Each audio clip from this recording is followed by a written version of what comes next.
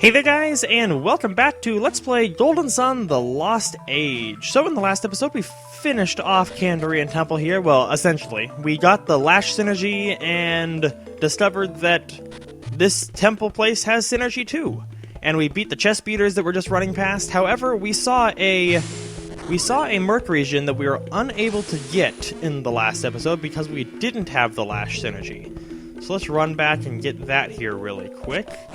Should be right down these stairs, and then there's this nice enemy, this nice little angle worm. Angel worm. It always looks like angel to me, even though it's definitely not angel. It's definitely angle worm. And the Djinni's right up here. So with our newfound Lash synergy, I don't think I've bound that. No, I did. I did bind that to the right trigger. I'm so smart. I have such foresight about these things. Climb right up our newfound rope. And it's mad.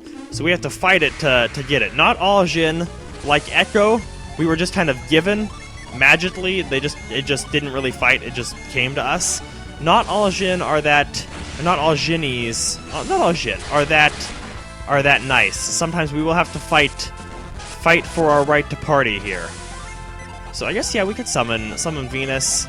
Let's drop another thing. I still can't afford. Oh, I didn't mean to defend. I meant to attack with Shiva. Oh, I guess it doesn't really matter. That was a very easy Djinni to acquire. And what one is this? Is this Fog? Unfortunately, we don't have a Mercury Adept to give it to. Yeah, it is Fog. So for right now, we will just have to... You know what? Let's give it to Shiva, because... It's okay. So if I take off the mysterious card here, let's give it to Jenna, and let's not equip it. Right now, Shiva's synergy are fairly normal. We have Whirlwind and Mind Read, and they should be all Jupiter elements. Yeah, they're all Jupiter elements. However, when I equip her with Fog, she goes from a Windseer to a Hermit, and a Hermit is a Mercury class. So now her synergy are all... Well, her attack synergy is Prism, which is Mercury there. And you can see... Let's see, where can I see it? Right here. Her power levels.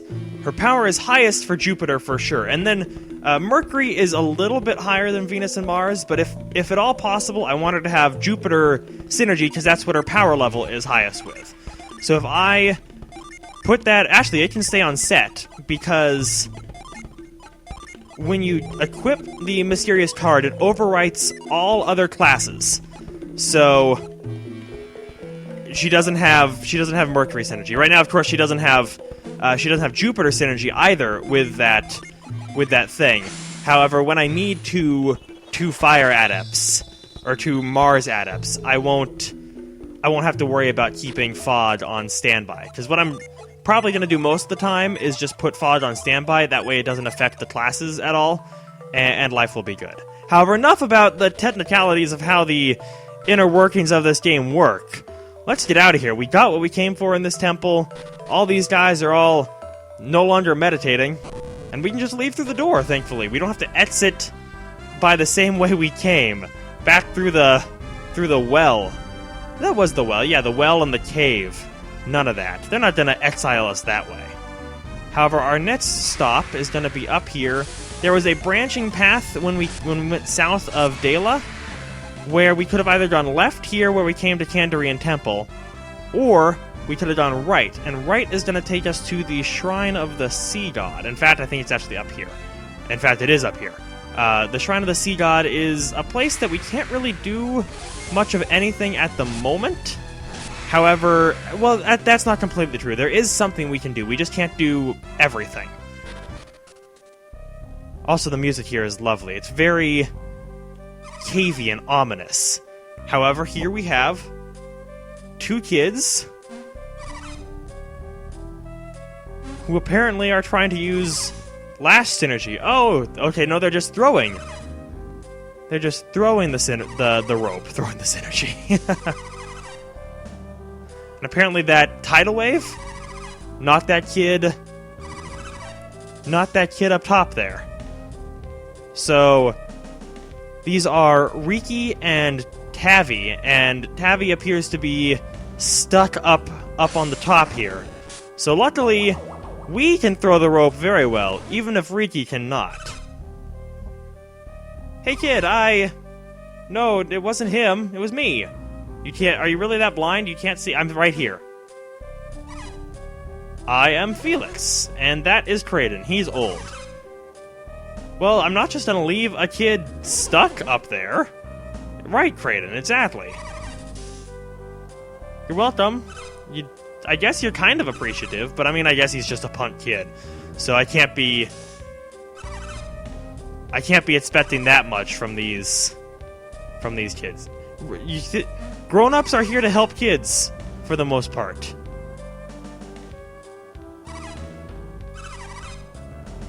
You're trying to nab... really, you're in this cave to nab some critter? A flying... Okay, God. If it's a flying spider, I am not interested in this at all. Flying spiders don't exist. Jumping spiders... Oh, okay, I gotta stop talking about this. This is not good news. Okay, kids, yeah, you go home, get out of the cave, go back to safety. I think that is probably the best idea you've had all day. Thank you, Kraden. I couldn't tell that they had gone away. However, let's do some exploring here in this cave, because if there's a flying critter of some sort, now you have piqued my interest. So right across here, let's do some sort of exploring. Oh, we can't get through there yet. However, if we... Oh, there you are, Mr. Flying Critter. You are a SuperJeenius. Okay, come back. All I want to do is capture you and possibly beat you into submission. I promise it's nothing that bad, and you'll really like it here with Shiba. And yeah, I'm probably gonna end up giving the Fog to Jenna and just having it on standby so that Shiba can have the Djinn of her own type. Wow, this little bugger's fast.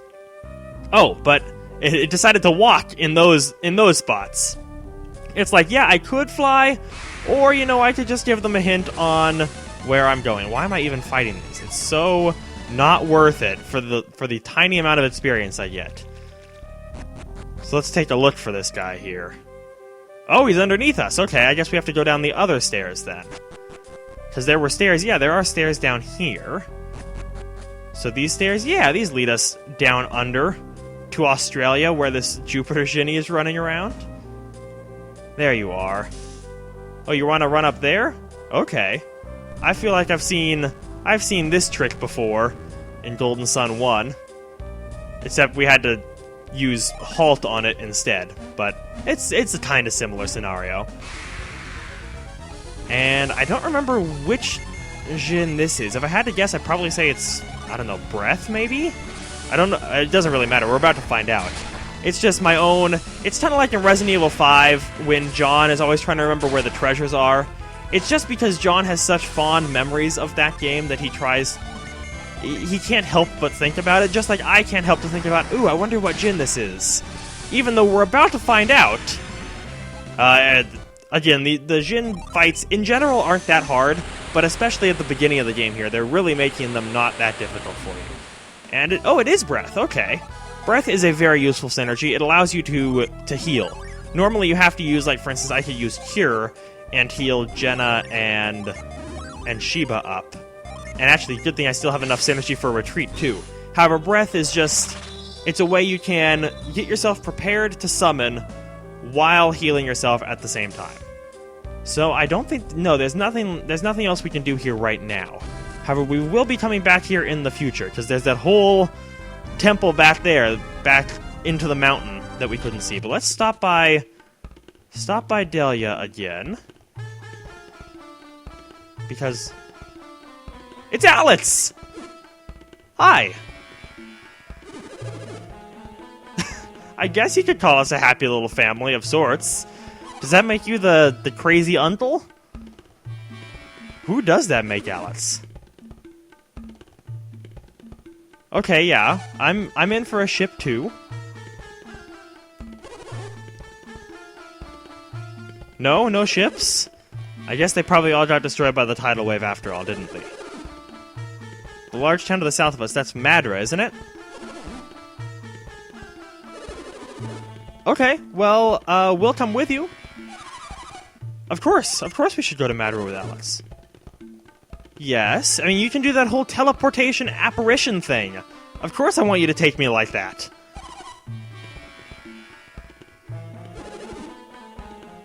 You're preoccupied? With what? I think Sheba may or may not be hitting the nail on the head with this one, Alice. But what about all our fun times and our happy family, and... You were like... all sorts of stuff. Oh, he's fast! He was just like, whoa, yo dog, I'm out of here. That was very... Oh. It just looked weird. It didn't seem like his feet... This isn't a competition, Sheba. I mean, like, sure, we need a boat, but Alex can teleport and walk very quickly. So I don't think we're going to find a boat before him. But, like, it just seemed like it was the walking animation at the running speed. It just looked... It looked funny to me, more than anything else, I suppose. But with all that taken care of, I guess we can be on our way to the next area. It's a much larger area than anywhere we've been through so far. So far, we've just kind of been through two... I guess you could say two mini-dungeons? I mean, Kandarian Temple was a sort of dungeon, and then Shrine of the Sea God was more like a mini-dungeon. However, we're on our way to our first major area of the game, I guess you could call it. I don't really know what you'd call it. It's right here. It's the Deccan Plateau. And it's outside. It's not so much of a dungeon. It's just an area you have to traverse instead. And by traverse, I mean fall into caves, because that's what you have to do with your life. However, before we go up the stairs and actually proceed, right down here, for some reason, and I don't know why this is, some people have specific memories for stuff. Like, one of my coworkers actually has a really good memory for all the cries of Pokemon. Pretty much any Pokemon ever, if you play its cry, he will be able to tell you what it is. And I mean, he's a pretty big Pokemon fan, but not like... He's not, like, absorbed with it. It's the only thing he plays. He'll play the game when it comes out, and he'll play it once, and that's about it. He just enjoys Pokemon. But he just has a memory for all the Pokemon cries. And I have a memory for what all the chests in the game of Golden Sun contain. For instance, I could have told you the first one was a Full Metal Vest. I could have told you that this one was an Elixir. We'll be running into one coming up here soon that has the Temis axe in it. It's just, I don't know, it feels like this chest should have this in it, is the best way I can describe it. It's not like, oh, this chest has this in it. It's just like, oh, I feel like this chest should have this in it, and usually it does. I don't know, that was a very roundabout way of saying what I wanted to say. Also, I gotta get that mysterious card off of you, Sheba. I don't need two Mars users anymore. In fact, I really would like a Jupiter user, because that ghost is weak to Jupiter. The skeleton is weak to Venus, and the ghost is weak to Jupiter. So let's take off the mysterious card. Let's get our Djinn sorted by trading that... Oh, no, other way. I traded it already. Set Breath. Let's set Echo as well. Get ourselves some bonus stats. When you set...